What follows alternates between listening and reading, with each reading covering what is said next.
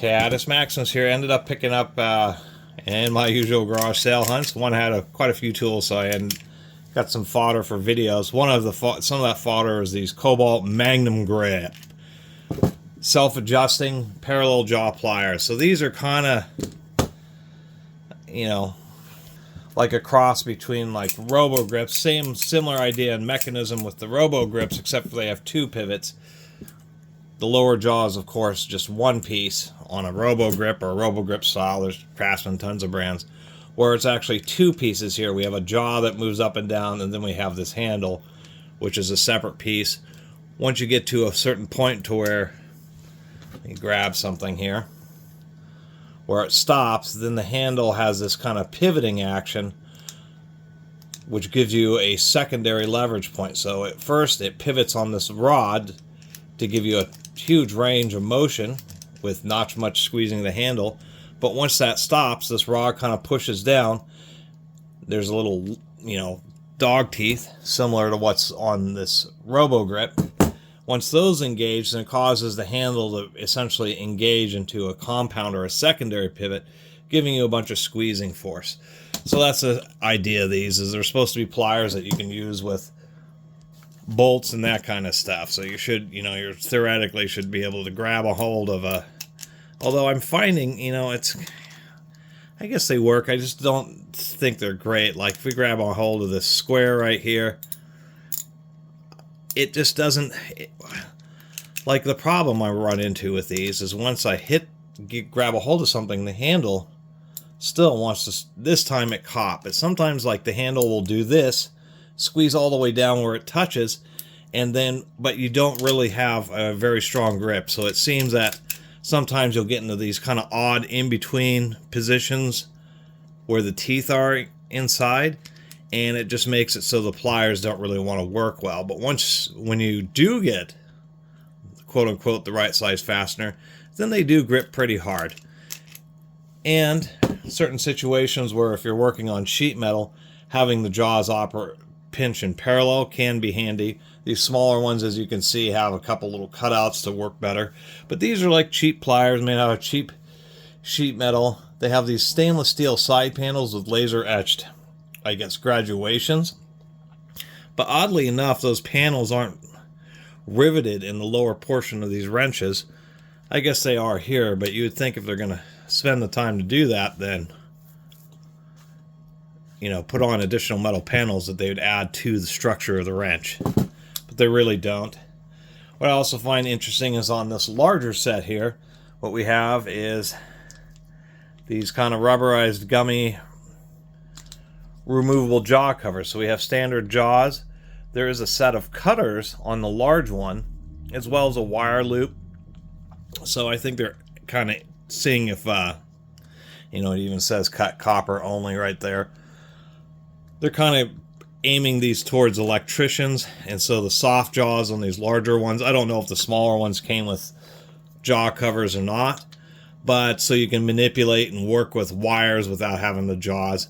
The problem I have, and I don't know if this is just expected behavior, but sometimes this larger one, even though these barely have any use, sometimes the larger one here, as you can see, jams up. And I've lubed these, and it's actually jammed. When that jams, I mean, you can really drop it. There, now it finally released.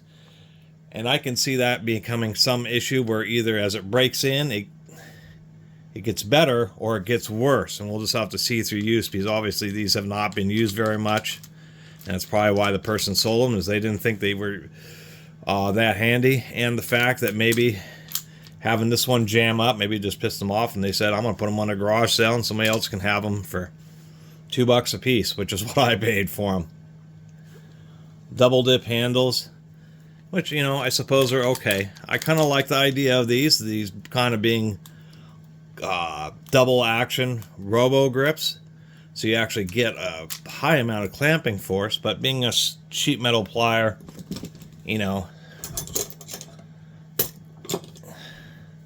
they're not going to replace your Nip-X or your other wrench plier knockoff copies. They're not going to replace your groove joint channel locks as far as durability. They are just a plier that is attempting to be multiple specific types of pliers in one, but just, with looser tolerances. They ought to be pretty good in gritty environments just because the tolerances are so wide and grit can easily both get in as well as get back out.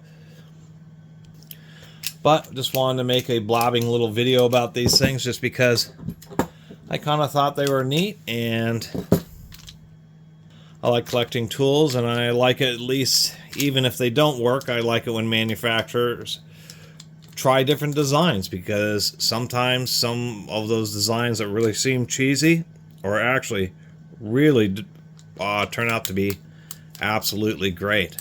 If only this one would quit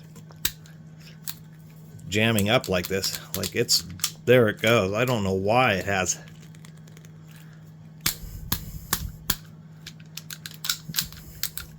such a problem with that. Seems to be a breaking in thing. These things were really locking up badly, so what did I do? I only paid $2 for them. I took and beat them against a block of wood. Hammered them. Locked up a couple more times. So I hammered it really hard again against a piece of wood. And actually seems to be cooperating a little better. So there must have been some kind of burr on there. Too bad I had to beat the tar out of them with a block of wood to fix it. But it's something to be aware of. They're kind of cheesy little pliers. Kind of like the idea of them. Like a cheap version of a self-adjusting wrench, parallel jaw wrench pliers. And so I'll still keep them around just because parallel jaw pliers are the exception, not the norm. And they really are handy in a lot of situations, particularly if you're working with sheet metal, in certain types of situations where maybe you're pulling wires or something like that.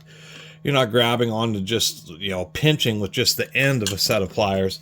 So like these, you're grabbing with a wide surface area, and it can make a lot of difference. So anyway, that's my opinion of the Kobalt Magnum grip self-adjusting parallel jaw pliers. Thanks for watching.